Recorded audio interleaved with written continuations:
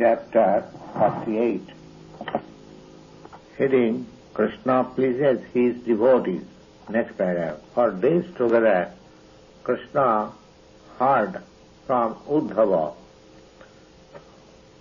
the situation in Vrindavan, the condition of his father and mother, of the gopis, of the cowherds' boys, all in detail. And when he was fully satisfied that Uddhava was able to solace them by his instruction and the message delivered to them, Lord Krishna decided to go to the house of Kubja, the hunchback woman who pleased Krishna by delivering the sandalwood pearl when Krishna was entering in the city of Mathura, described previously. As stated in the Bhagavad-gītā, Krishna always tries to please his devotees as much as the devotees try to please Krishna. As the devotees always think of Krishna within their heart, similarly, Krishna also thinks of his devotee within himself. The society girl, Kubja, when she was immediately converted into a beautiful girl, she desired that Krishna would come to his place, to her place, and she would try to receive and worship Krishna in her own way. The society girls generally try to satisfy their clients by offering their bodies to be enjoyed by the men. But this society girl, Kubja, was factually captivated by lust that she would satisfy her senses by Krishna. When Krishna desired to go to the house of Kubja, certainly he had no desire for sense gratification. By supplying the sandalwood pearl to Krishna, Kubja had already satisfied the senses of Krishna. So Krishna also, on the plea of her sense gratification, wanted to go to her house, not actually for sense gratification, but to turn her into a pure devotee.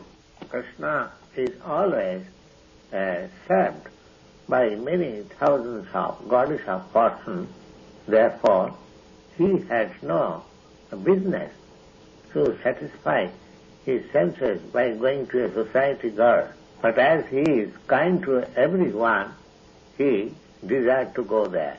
It is said that the moonshine is never denied for shining the courtyard of a low-grade person.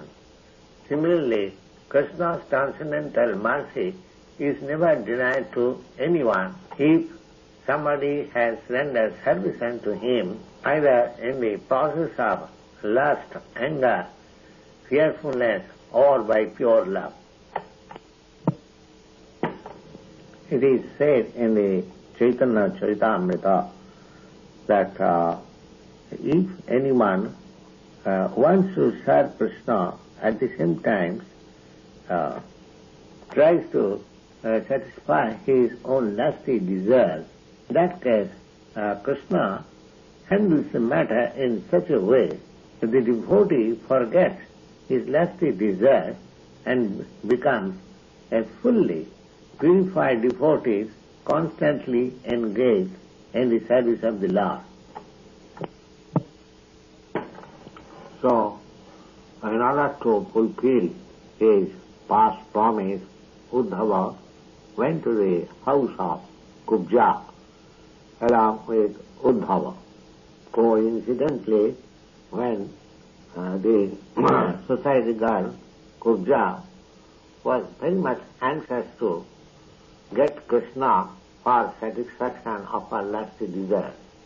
When Krishna reached the house of Kubja, he saw that her house was completely decorated in a fashion which excites lusty desires of a man.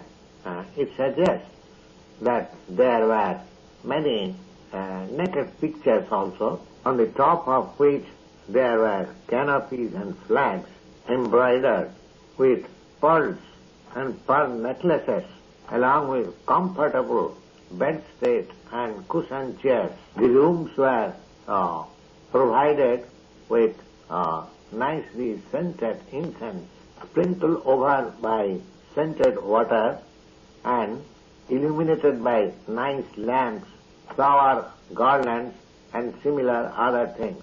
When Kubja saw that Lord Krishna has come to her house in order to fulfill his promised visit, she immediately got up from the chair to receive him cordially, and accompanied by her many girl friends, began to talk with him with great respect and honor. In this way, after offering him a nice place for sitting, she worshipped Lord Krishna just suitable to her position.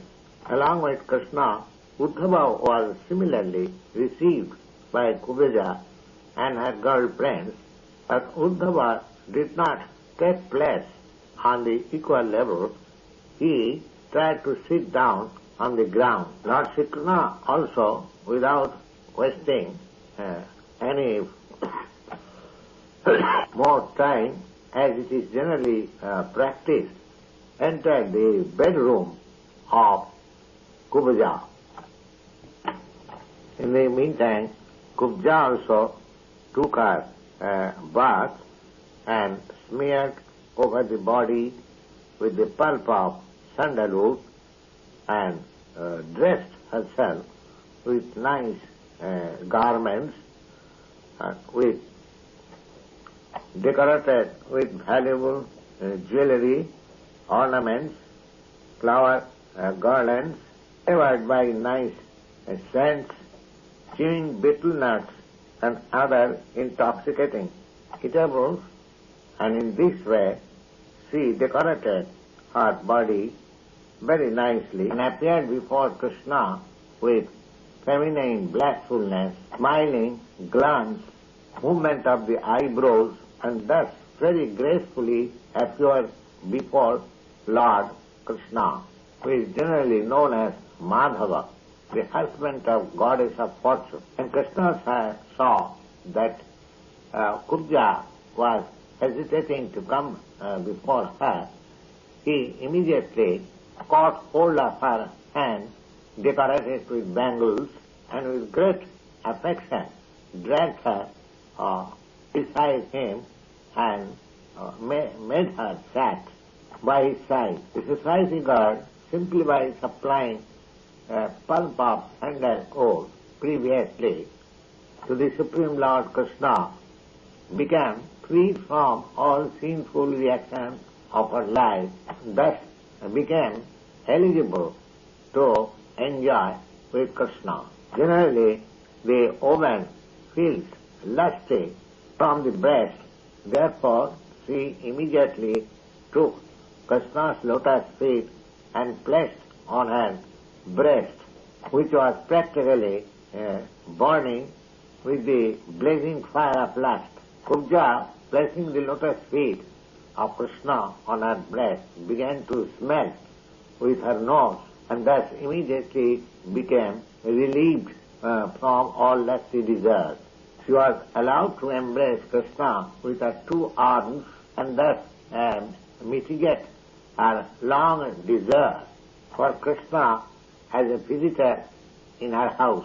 Next paragraph. In this way, as it is stated in the Bhagavad-gītā, that nobody can be engaged in the transcendental loving service of the Lord without being freed from all material sinful reactions. Therefore, Kubja, simply by supplying sandalwood pulp to Krishna, was already freed from all sinful actions and thus became eligible to enjoy with her in this way. She was not trained up to worship Krishna in any other way. Therefore, she wanted to satisfy Krishna in her own professional way. As it is confirmed in the Bhagavad-gītā, the Lord can be worshipped even by one's professional way if it is sincerely offered for the pleasure of the Lord. Kubja began to address Krishna and said, my dear friend, kindly just remain with me at least for a few days. Enjoy with me like this. My dear lotus-eyed friend, I cannot leave you immediately. Please grant my request. As stated in the Vedic versions, that the Supreme Personality of Godhead has multi-potencies.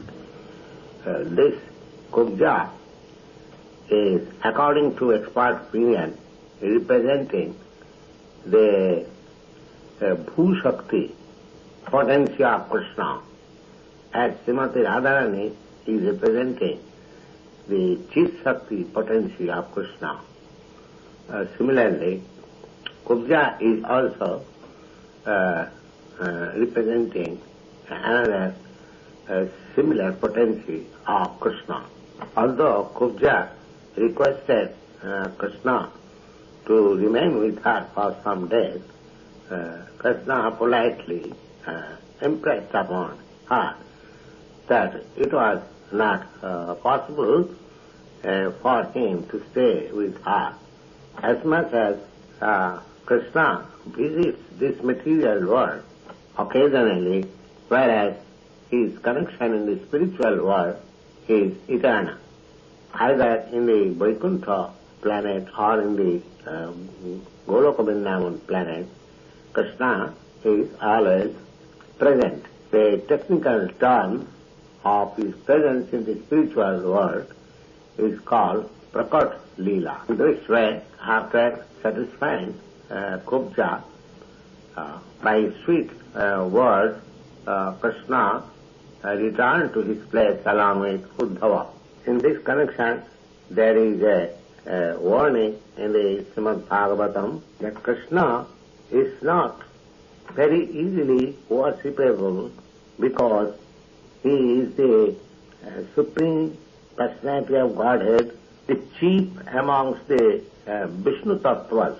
Therefore, to worship Krishna or to have association with him is not very easy job. It is specifically warning, therefore, for devotees who are attracted to Krishna by conjugal love, that it is not good for them to desire to have sense gratification directly by association with Krishna. Actually, the sense gratification activities are material activities. In the spiritual world, although there are symptoms like kissing, embracing, but there is no sense gratificatory processes as they exist in the material world. It is a warning specifically for those who are known as Sahaja, who take it for granted Krishna as ordinary human being and wants to enjoy sex life with him in a perverted way. Sense gratification in the spiritual relationship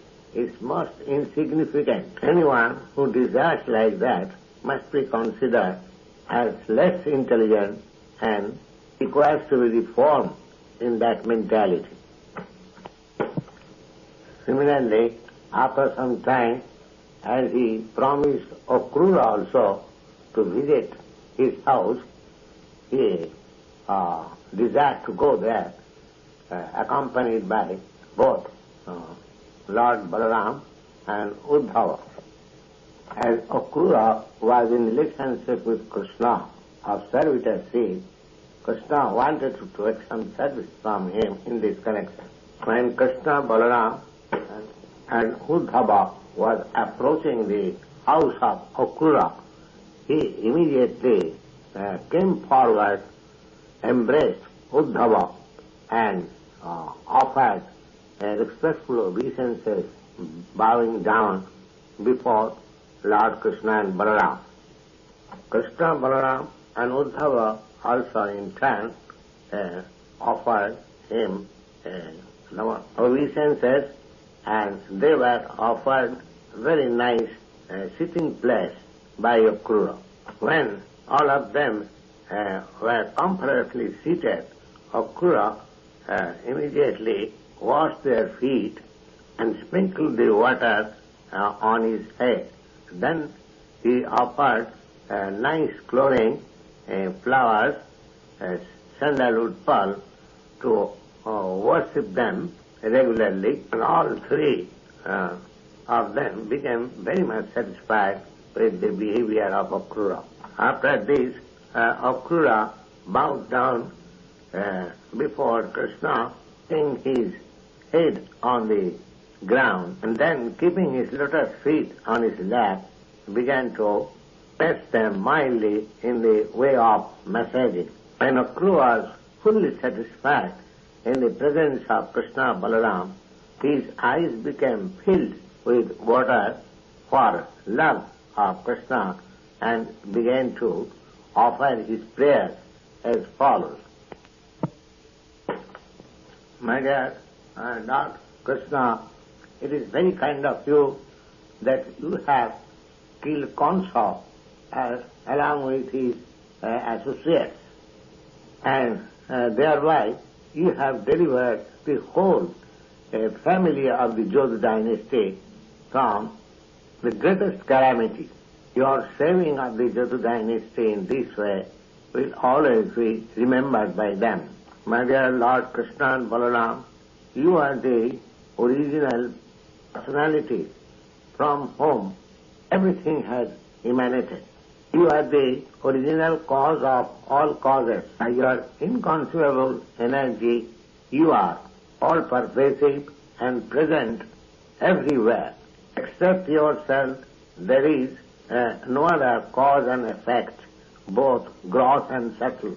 You are the supreme Brahman, realized by the study of the Vedas. Now you are also, by your inconceivable energy, actually visible before us. You create this cosmic manifestation by your own potencies and by entering into it yourself.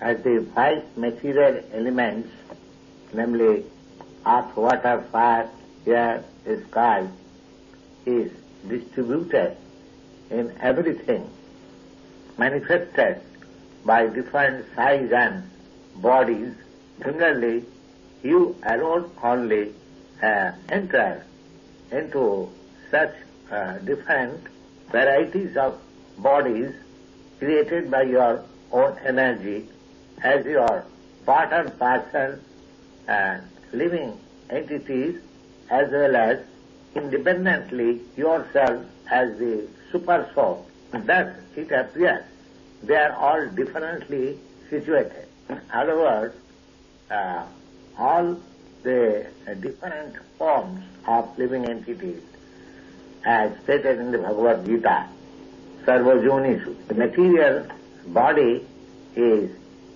created by the inferior energy of Krishna, and the living entities are part and parcel of Krishna, and the super soul is localized representation of Krishna.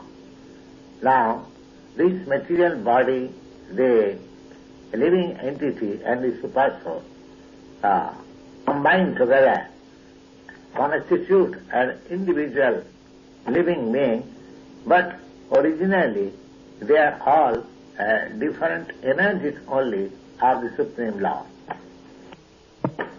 In the material world, you are creating and maintaining and dissolving the whole manifestation by interaction of three qualities, namely goodness, passion and ignorance. You are not implicated by the activities of those material qualities and work. The reason is that your supreme knowledge is never overcome by such activities as it is in the case of individual living entity. The idea is that as the Supreme Lord enters into this material creation, and thus the creation, maintenance and annihilation go on in their due course. Similarly, he is part and parcel, the living entity enters also in these material elements, and a material body is created for him, but the difference is that the living entity, being part and parcel of the Supreme Lord, has the tendency of being overcome by the interaction of material qualities, whereas Krishna, the Parabrahma or the Supreme Brahma, being situated always in full knowledge, is never overcome by such activities. Therefore Krishna's name is Achyuta. Achyuta means who never falls down. Krishna's knowledge of spiritual identity is never overcome by material action, whereas the minute part and parcel living entity's identity is proved to be overcome by material action. The individual living entities are eternally part and parcel, minute, spark of the original fire, Krishna. Therefore, as the spark has tendency of being extinguished, but the original fire hasn't got, similarly, the living entities are overcome by material activities, whereas Krishna never becomes so. Less intelligent class of men who adduce it that your transcendental form is also made of material energy and designation, is not at all applicable. Nothing is directly different from you. As such, there is no difference from you and your body. And because there is no difference between you and your body, there is no question of your being conditioned or your being liberated. You are ever liberated in any condition of life, and as it is stated in the Bhagavad-gītā, only the fools and rascals consider you like ordinary man. So, to consider your lordship as one of us, conditioned by the material nature, is due to our imperfect knowledge. When people deviate from this original knowledge of Vedas, try to identify ordinary living entities with your lordship, at that time your lordship appear on this earth in your original form in order to re-establish the real knowledge that living entities and the Supreme God are neither one or equal to Him. My dear Lord, you are always situated in uncontaminated goodness, within bracket, Shuddha Sattva. Your appearance is only necessary to re-establish factual Vedic knowledge against the atheistic philosophy which tries to establish the God and living entities are one and the same. My dear Lord Krishna, this time you have appeared in the home of Vasudeva as his son, along with your plenary expansion, Sri Baladeva. And your mission is to kill all the atheistic royal family along with their huge military strength. You have adventured yourself to minimize the overburden of the world, and in order to fulfill this mission, you have glorified the dynasty of Jodu, appearing in the family as one of the members. Next paragraph. My dear Lord Today, my home has become purified on account of your presence. I have become the most fortunate person in the world because in my home, the Supreme Personality of Godhead, who is worshipable by all different grades of demigods, pitris, living entities, kings, emperors, and who is the super soul of everything, and the wash water of whose lotus feet is purifying the three worlds, have now so kindly come at my place.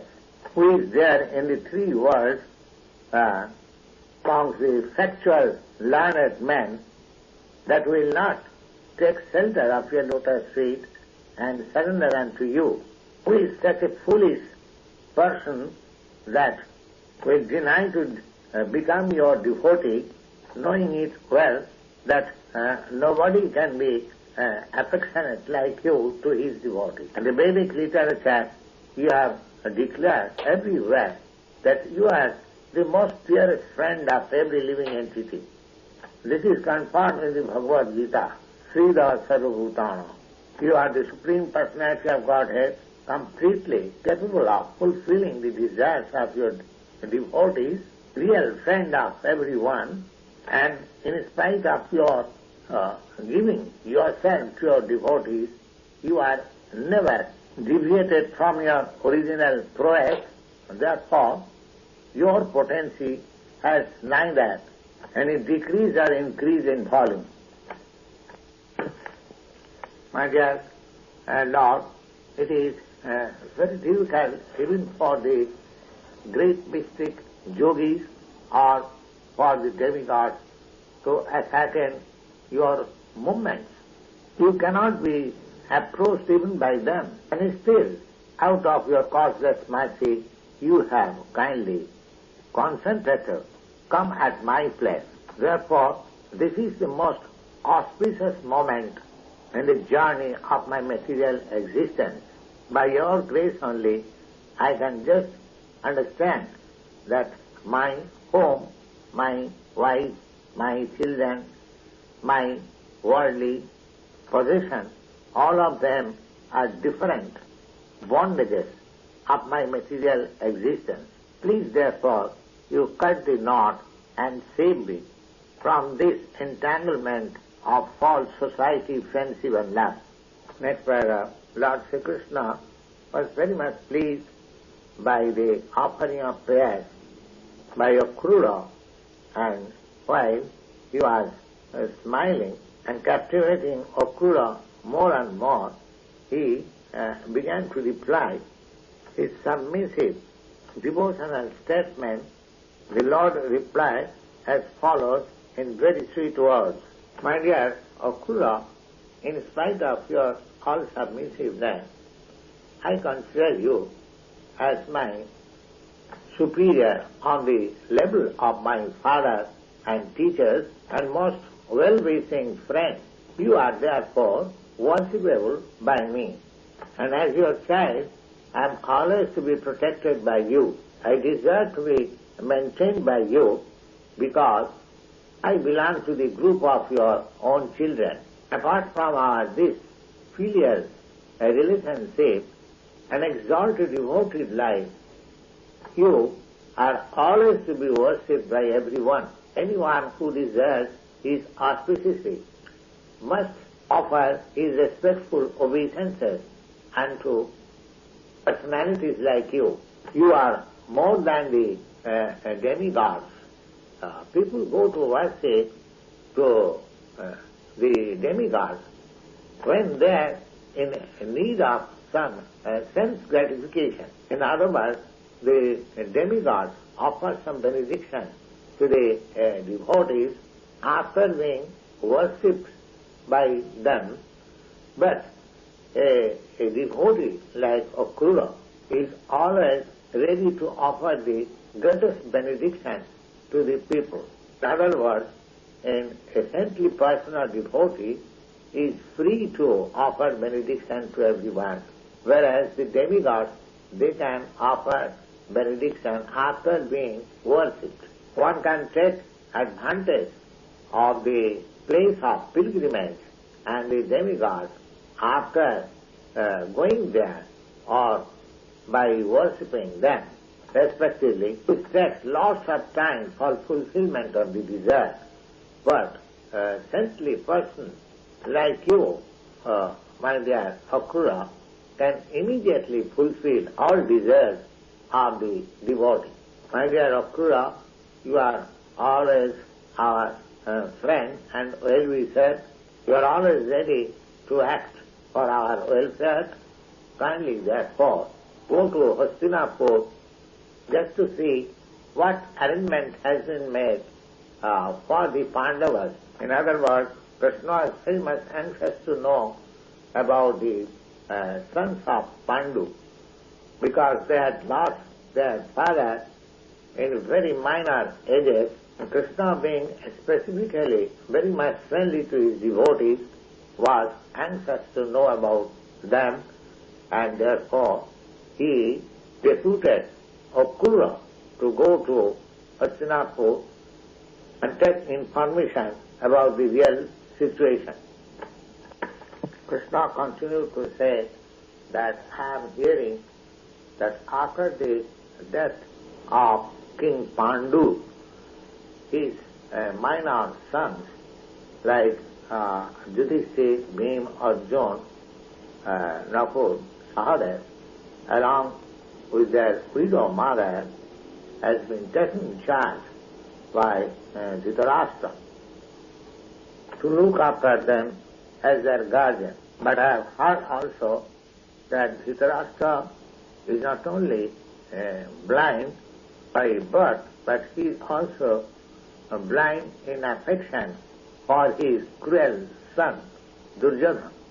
Although the 5 Pandavas are the sons of King Pandu, still on account of Dhritarashtra designing plans, he is not very much favorably disposed towards the Pandavas.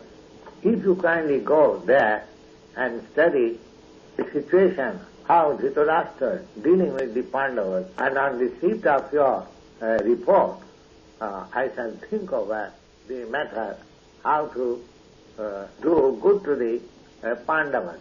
In this way, the Supreme Personality of Godhead, Krishna, ordered Akura to go to Hastinapur and thus return home accompanied by Balarama and Uddhava. Next verse. Thus ends the 48th chapter, Krishna, in the matter of Krishna pleases his devotees.